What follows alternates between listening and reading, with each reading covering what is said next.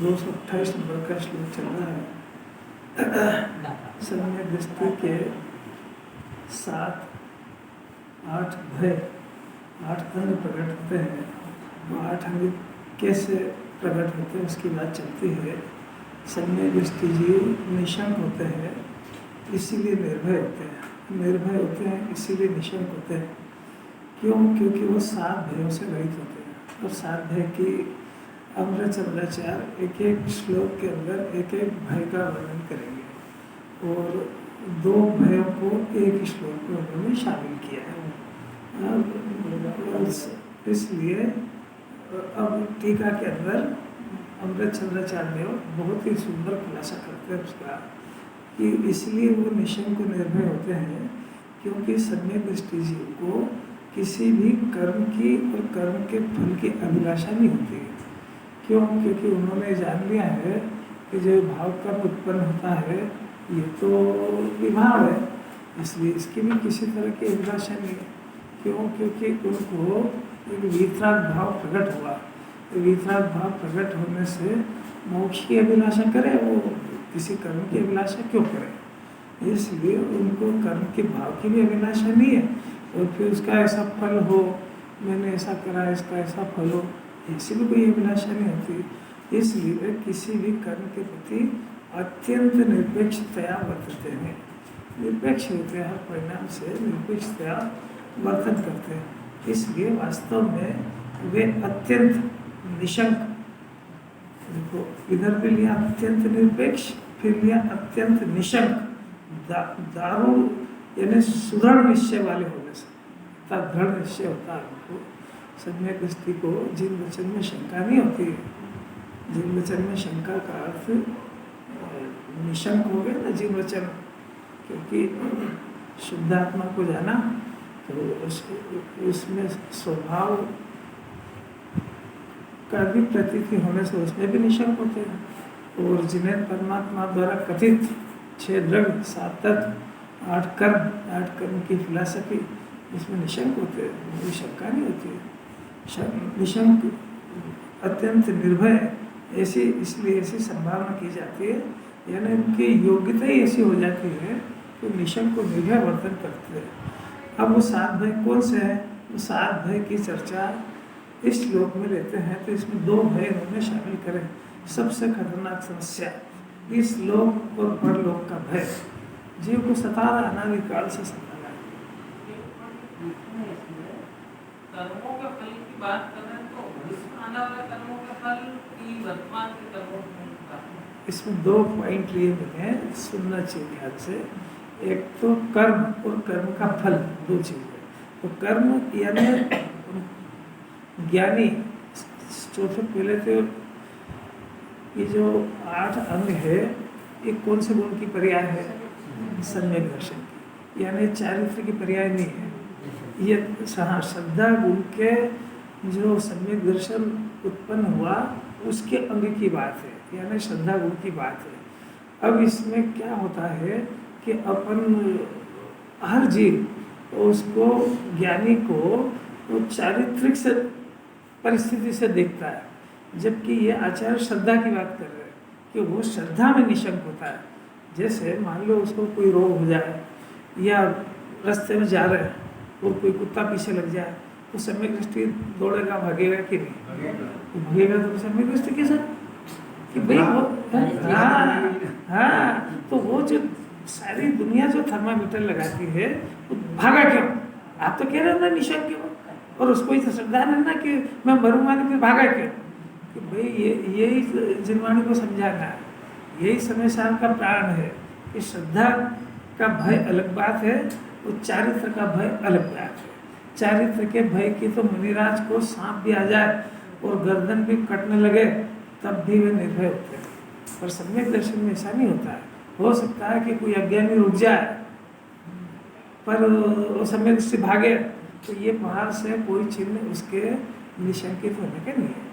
अब बात यह है कि अंदर का पुण्य का परिणाम, तो अब वो पाप के परिणाम से तो खुद ही भेद ज्ञान कर चुका है। और जो पुण्य का परिणाम होता है तो पुण्य बहुत होता है बुद्धि पूर्वक पाप से बच करके, परंतु वो पुण्य की अभिलाषा नहीं है उसको करने की कि मैं पुण्य का परिणाम करूं, ऐसी अभिलाषा नहीं है। होता है, चाहता नहीं है और होता है, वो बुद्धि पूर्वक करते हुए देखा जाता है। ये बातें सब अपन पहले समझा चुके हैं कि भाई क्यों होता है, फिर नहीं चाहता है तो काय को जोड़ता है, सब बातें हो चुकी है। ये श्रद्धा की बात है। अब ये दोनों ये बातें समझने हैं। जैसे प्रवचन सार की जब गाथा चलेगी तो प्रवचन सार में ये कहेंगे कि ज्ञानी को जो पुण्य का परिणाम होता है, पाप का परिणाम होता है, वो खुद करता है उसको, और एक नए से उसका करता है, एक नए से उसका भोगता है। और यहाँ कह रहे हैं कि ना करता है ना भोगता है। तो ये एंगल समझना पड़ेगा कि आचार्य यहाँ पे कैसा सिद्ध कर रहे हैं और वहाँ कैसा सिद्ध कर रहे हैं। वहाँ नए की बात है और यहाँ पे स्वभाव की बात है। स्वभाव में वो बिल्कुल निशंक हो गया, तो उसको किसी भी जाति का पुण्य का परिणाम करने की अभिलाषा नहीं है। और जब पुण्य का परिणाम की अभिलाषा नहीं है तो उसके फल की भी अभिलाषा नहीं है। तो ज्ञानी को ये कोई प्रयोजन नहीं है कि मैं इंद्र बनूं भविष्य में, कि मैं चक्रवर्ती बनूं, आवश्यकता ही नहीं उसको। क्यों? क्योंकि उसको दो तरह के बताए थे ना कल, आघाती कर्म का फल और घाती कर्म का फल। आघाती कर्म के उदय में इसको बाहरी सामग्री मिलती है। अब आघाती कर्म का तो उसको नाश ही करना है। आघाती कर्म से मिलने वाली सामग्री से तो वेद ज्ञान कर चुका है, इसलिए उसको फल की भी अभिलाषा नहीं है, परिणाम की भी अभिलाषा नहीं है। किसको? अज्ञानी को। क्या बात कर रहा कैसा अलौकिक बात। तो ये परिणाम भी चाहिए इसको और फल भी चाहिए। इसका स्पष्ट अर्थ का आत्मा नहीं चाहिए। यहाँ तो मुमुक्षु उसको कहते हैं जो सुबह उठे सबसे पहले ये प्रतिज्ञा करे कि आज के दिन मेरे को अपना शुद्धात्मा का अवलोकन करना है, दर्शन करना है। नहीं कर पाए अलग बात है, ऐसी भावना भाए और शाम को रिजल्ट देखे कि वो तो दर्शन तो जब होएगा जब हो जाएगा। पर अभी आपने उसकी प्राप्ति के दिन भर में कोई प्रयत्न भी करे तो अपने कौन सा अकाउंट है पावरफुल हाउसफुल जा रहा है, पाप के परिणाम का कि पुण्य का के आत्मा को प्राप्त करने का। ये हर दिन वो सोचने की बात है। उसको अपना जो जन्म हुआ है वो आत्मा को जानने के लिए हुआ है कि व्यापार व्यवसाय दुकान चलाने घर के बच्चों को पालने के लिए हुआ है, काय के लिए हुआ है? ये अपने आप से प्रश्न तो करो। सुबह उठ के सब काम की योजना बनाता है, उसके एजेंडे के अंदर ये बात है भी कि नहीं कुछ समझ नहीं आती। देखेगा तो उसको पता लगेगा शाम को पोजीशन क्या है, तो उसको पूरी जिंदगी दिख जाएगी सब। क्योंकि जिनवानी जिन पाप और पुण्य के खिलाफ बात कर रही है, इस जीव को उसकी रुचि चल रही है दोनों की। और फिर पाप के फल से तो घबरा था और पुण्य का फल चाहिए इसको, तो अभिलाषा होगी ना पुण्य की। तो जिन वच में श्रद्धा नहीं कि विपरीत श्रद्धा नहीं। और किसी अलौकिक बात है, अभी कहेंगे कि इस लोक के परलोक के भय के अंदर तो उसको कोई ना परिणाम की और न फल की कोई अभिलाषा है, बल्कि अभी ये सिद्ध करेंगे कि पाप का भी फल आ जाए, अभिलाषा तो नहीं है, आ जाए तो घबराता भी नहीं है। ज्ञानी किसको कहते हैं? देखो वे इसलिए वे अत्यंत निरपेक्ष है। ऐसा उसका आप सात भय की बात करते हैं।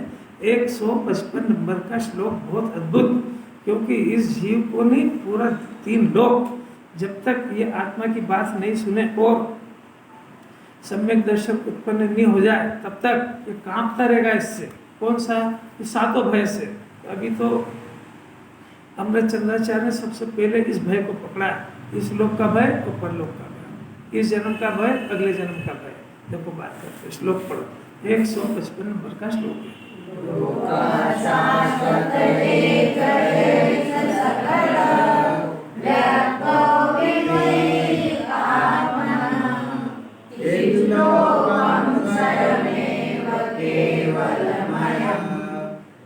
लोकोऽयं न तवा परस्ततमया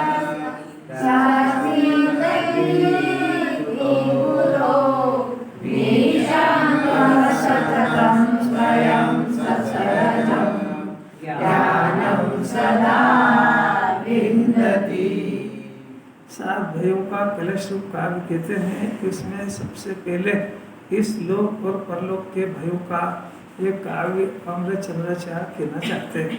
सबसे पहली बात है, यह चित्त स्वरूप लोक ही भिन्न आत्मा का, पर से भिन्न रूप परिणमित होने वाले आत्मा का शाश्वत एक और सकल व्यक्त सर्वकाल में प्रकट लोक है। क्योंकि मात्र चित्त स्वरूप लोक को यह ज्ञानी आत्मा स्वयं एकाकी देखता है, अनुभव करता है। यह चित्त स्वरूप लोक ही मेरा है, उससे भिन्न दूसरा कोई लोक या परलोक मेरा नहीं है, ऐसा ज्ञानी विचार करता है। तेरा करता है, ये तो दूसरे को भाषण देने की बात है। आप अपने लिए पढ़ रहे हैं कि दूसरों को समझाने के लिए? ज्ञानी विचार करता है तो ज्ञानी दूसरे लिए करेगा। इसमें लिखा है तो उसका अर्थ भी तो निकालो। कैसा ज्ञानी विचार करता है ना, तो दूसरे के बारे में विचार करेगा। अरे वो तो अपने बारे में विचार करता है, उसको क्या काम है? उसको पता है कि जगत का हर जीव अपना अज्ञान से दुखी है, और अपने चौथे जब केवली की 13वें गुण स्थान वाले की कोई नहीं सुन रहा है तो चौथे वाले कौन सुनेगा? इसलिए उसको कहने का विकल्प ही नहीं है। होता है तो बहुत है बुद्धि से कोई बहुत भव्य पात्र जीव दिखे तो दो शब्द बोलते हैं, नहीं तो किसी को फुर्सत थोड़ी है। अरे अपना कल्याण करे, दूसरे करे। कैसी अद्भुत बात है। तो सब अपने विचार की बात है, दूसरा क्या कर रहा है, अपना क्या काम है। अपना विचार करे कि मेरा मनुष्य जन्म काहे के लिए हुआ है, आत्मा को कैसी बात है। सब विचार में तो आए इसके। देखो, यह चित्त स्वरूप लोक ही नंबर 1 चित्त स्वरूप लोक। अभी तक अपन ने लोक का वर्णन 6 डाला में पढ़ा है। तो लोक कितने होते हैं? 3 लोक। कौन कौन से? अधोलोक, ऊर्ध्वलोक, मध्यलोक। इनका इसमें नाम भी नहीं है, वो लोक की परिभाषा के अंदर है। अधोलोक, ऊर्ध्वलोक, मध्यलोक, ये 3 लोक हैं। यहाँ कह रहे हैं दो लोक है, ये लोक और परलोक। ये न जाए रहता ये लोक और ये परलोक। तीसरा लोक का जन्म ज्ञानी को होता है, वो है चित्त स्वरूप लोक। कैसी बात है। 3 लोक अब दूसरे बता रहे, उनके नाम ही ले ली आचार्य। ये लोक मन जाए रह रहा है जो इसका जन्म हुआ है, परलोक मैंने अगले जन्म जाएगा वो, और तीसरा लोक कब इसको आता पता नहीं है। कौन सा? चित्त स्वरूप लोक। कैसा अद्भुत बात है। यह चित्त स्वरूप लोक, यह पहले से स्टार्ट कर रहे हैं। यह चित्त स्वरूप लोक, चित्त मने ज्ञान, स्वरूप मने ज्ञान स्वरूप, ज्ञान स्वरूप शुद्धात्मा। अब ये कैसा है कि पर से भिन्न रूप परिणमित होने वाला भी स्वभाव इसका। ऐसा ये जो शुद्धात्मा है, ये 6 द्रव्य अपने अपने असंख्य प्रदेश में परिणमन करते हैं। और आत्मा, ज्ञान स्वभावी आत्मा, ये भी अपने असंख्यात प्रदेश में परिणमन करता है। तो जो परिणमित होता है उस जीव की बात चल रही है, उसको इस चित्त स्वरूप लोक का जन्म होता है। कैसी अद्भुत बात है। स्वरूप लोक मतलब आत्मा। हाँ, स्वरूप लोक मतलब आत्मा ही।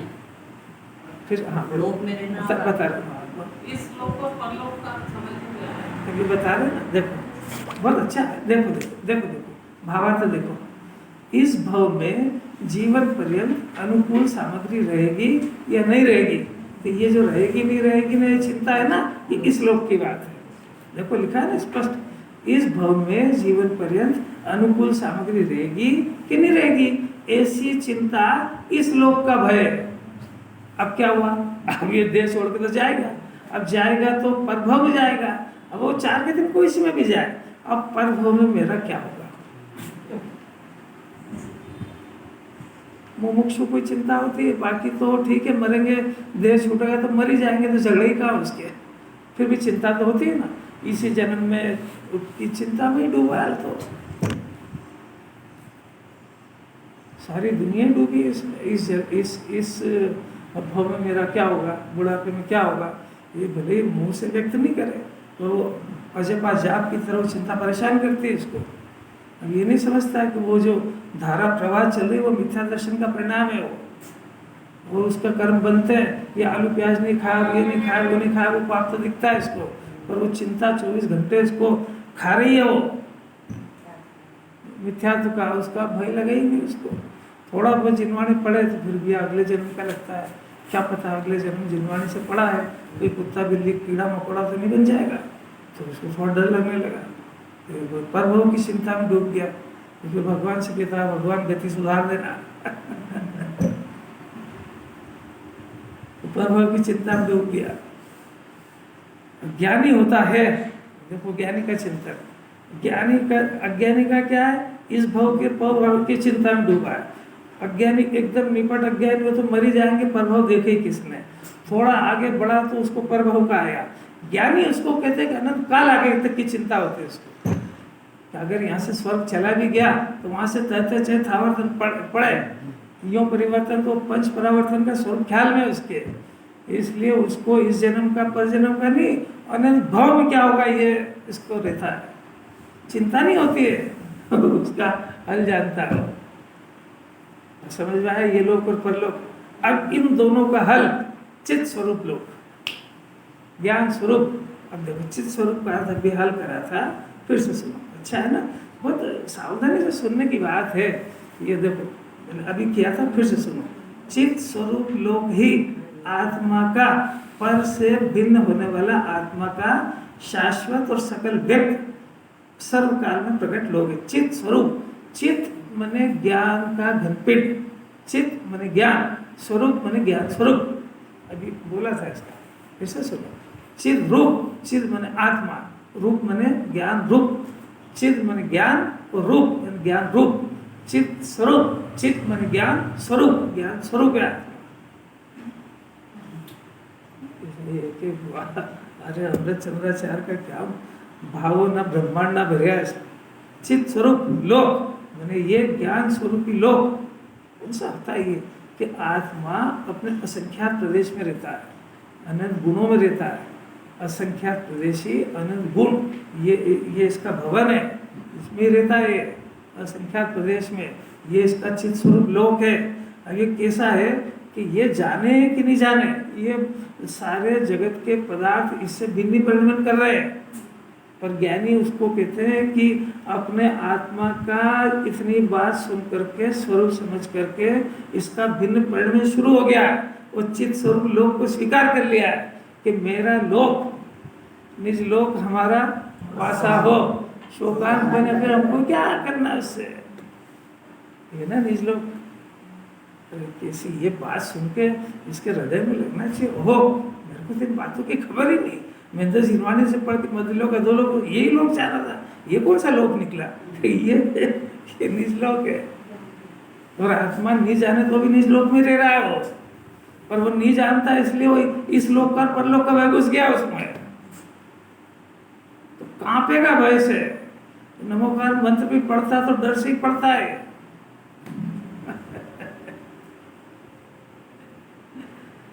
मैंने तेरे ही भरोसे आदिनाथ, वो कह रहे हैं कि डूबेगी पक्के में, तो तेरी नाव तो हम जब बचाते जब हम डूबोते।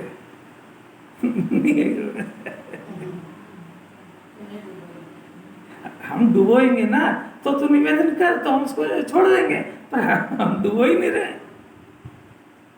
नहीं आ रही इंस्पेक्टर साहब, समझ में नहीं आ रही। भगवान कौन सा हाथ से इसके नाव को पकड़े, उनके हाथ है आदिनाथ भगवान। अभी कुछ समझता है क्या?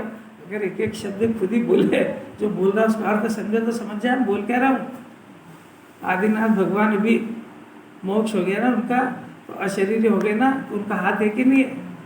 तो तुम ये स्वामी हाथ पकड़कर, अब हाथ पकड़ेंगे तो उनके ही हाथ नहीं है। ये जीव अपनी बुद्धि से, कुज्ञान से इस जन्म का भय और अगले जन्म के भय को दूर करने के लिए पूरे प्रयत्न अनादि से कर रहा है। इसने भगवान की भक्ति पूजा वगैरह भी इसीलिए करी है कि मेरा इस भव के सब भय दूर हो जाए, भय से दूर हो जाए। पर एक ऐसा कौन सा पुण्य का परिणाम है जो उसके इस भव की समस्या का हल कर दे? कि नहीं करेगा। कि आप पहले एक बात सुन लो अच्छी तरह से, कि जिन्हें परमात्मा की दिव्य ध्वनि से निकले चारों अनुयोग, उसमें चारों अनुयोग के अंदर कर्म की फिलॉसफी दी गई है। उसमें 4 घाती कर्म है, 4 आघाती कर्म है, और इसके परिणाम से वो निरंतर उसका बंधन हो रहा है। और उसके जैसे जैसे भाव हो रहे हैं, जैसे जैसे उसके परिणाम हो रहे हैं, वैसे उसके कर्म बंध चुके हैं और अभी भी बंध रहे हैं। और अभी भी जो एक एक उदय, यानी इसको जो जो सामग्री मिल रही है और जो जो इसके परिणाम हो रहे हैं, वो सब इसके पूर्व कर्म का बोए हुए बीज का फल है। तो वो बीज का फल है, उस बीज का, उसकी फसल को दुनिया में कोई रोकने में समर्थ नहीं है। वो बीज लगा है तो उसका फल आएगा आएगा और आएगा। ऐसी अलौकिक बात आएगा। अब देखो, फिर से देखो कि जितने हमारे भय है, अब शांति धारा करी, शांति धारा करी या विधान करा या जो भी कुछ करा पुण्य का परिणाम, तो इस लोक का भय दूर होगा कि नहीं? कभी नहीं होगा। क्यों नहीं होगा? आप तो गजब कर दे बात। अब देखो, अभी इतना आप समझ गए ना, उसके आगे बात कर रहा हूँ कि अब इसको जिन वचन का अश्रद्धान है कि श्रद्धान है कि विपरीत श्रद्धान है, प्रश्न समझ में आया? प्रश्न समझ में आया कि नहीं? ये जो भी कुछ कर रहा है, तो जिन्हें भगवान ने जो कुछ कहा ये कर रहा है और उन्होंने कहा। अब वो जिन्हें परमात्मा के वचन का श्रद्धान, इसका नाम सम्यक दर्शन। जिन दर्शन का नाम, ये ऐसा समझता है कि आँख से दर्शन करने को जिन दर्शन कहते हैं, या आँख से दर्शन करने को जिन दर्शन नहीं कहते हैं। जिन्हें भगवान के दर्शन ज्ञान से होते हैं, वो दुनिया में भी सब ज्ञान से ही काम करता है। ये किसी के घर जाता है, आता है, किसी को बुलाता है तो आँख से देख के बुलाता है कि ज्ञान से स्वभाव देख के बुलाता है? किसी के ऊपर भरोसा करता है तो वो डॉक्टर के ऊपर भरोसा करता है तो कौन सी आँख से करता है? दुनिया में सब जगह ज्ञान वापरता है वो, पर भगवान के मामले में हो गए दर्शन, तो तू ये दर्शन तो आँख बंद करके घर ही कर लेता है। नहीं आ रही बात समझ? आँख बंद करो तो अपने मंदिर के भगवान दिखेंगे कि नहीं? तो फिर वहाँ जाके क्या करा? क्या हम यही कर लेंगे? अरे ये उल्टा पकड़ नहीं आता।